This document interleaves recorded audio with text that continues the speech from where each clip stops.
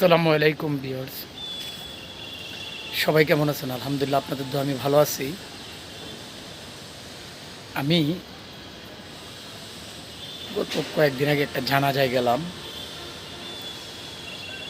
আসলে হৃদয় বিদারক ঘটনা যে ওই জানাজায় অনেক টাকার মালিক লোকটা।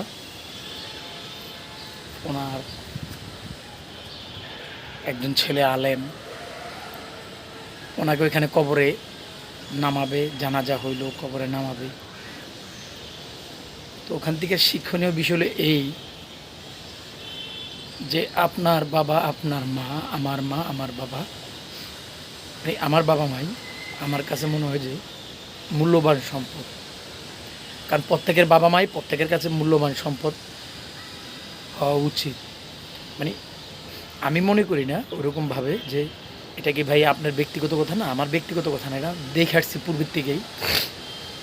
আপনি আপনার বাবা মাকে শ্রদ্ধার চোখে দেখবেন, শ্রদ্ধা করবেন, ইনশাল্লাহ আপনি এটা পাবেন। ভাই আপনি যে মূল্যবান সম্পদ কবরে দিয়ে আসছেন, এটা তো আল্লাহর হুকুম। মানুষ আমরা মারা গেলে প্রত্যেককে মাটি দিতে হবে, কিন্তু একবার চিন্তা করে দেখছেন যে আসলে আপনি যারা মাটিতে রেখে আসলেন সে কতটা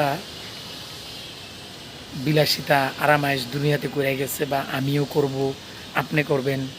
আসলে বিলাসিতা দুনিয়ার জন্যই শেষ, আখেরাতে ওই বিলাসিতা বিলাসিতা না।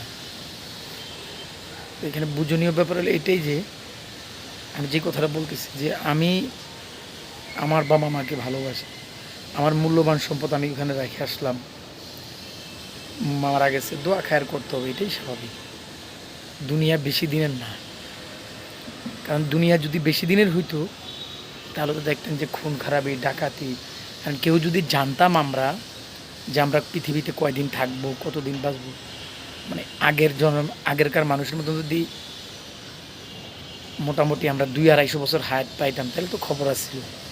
60-70 বছরের হায়াতের জিন্দেগি, এমনও ছেলে মেয়ে দেখি বাবা মাকে খাবার দেয় না। ভাই আপনার জায়গা থেকে আপনি যতটুকু পারেন ততটুকুন আপনার বাবা মাকে করবেন, এটাই আল্লাহর কাছে পাবেন। কামের রোজা নাই দেখবেন ওইখানেও বরকত দিবে আল্লাহ। তাহলে তো টেনশন কেন? টেনশন দরকার নাই তো। যেই বাবা মা আপনাকে কোলাপিঠে করে মানুষ করলো, সেই বাবা মা অন্ধকার কবরে শুয়ে রয়েছে, আপনার জন্য হাজার হাজার টাকার সম্পদ রেখে গেছে, কোটি টাকারও সম্পদ রেখে যায়, তো কী লাভ? আপনি কি মরবেন না? আপনার বাবা মার খবর আপনি রাখলেন না, মরবেন। ওই কবরে আপনারও যাইতে হবে, টেনশন নাই। আমি জানি আমার এই কথাগুলো অনেকের কাছে হয়তো বা ভালো লাগবে না, আপনারা কেউ লাইকও করবেন না। আর আসলে এখানে লাইক বা আমার যে অনুভূতিটা আমি দেখে আসছি চোখে, ওই অনুভূতিটা জাস্ট আপনাদের সাথে শেয়ার করলাম। আপনারা লাইক করেন, ভালো লাগলে করবেন, আমি জানি করবেন ইনশাল্লাহ। তবে আমার একটা মূর্খ মানুষ আমি, আমার এই ছোটো মেসেজটা আপনাদের মাঝে পৌঁছাইলাম যে 5 ওয়াক্ত নামাজ তো আমরা পড়বই, আর ধর্মের হন বিধর্মের হন, বাবা মা তো বাবা মাই, ওনাদের খেদমত করতে ধর্মের বিধর্মের হওয়া লাগে না। আরে ভাই আপনি যেই ধর্মের হন না কেন, আপনার বাপ মার খেদমত করতে তো আপনি নিষেধ নাই, করেন না।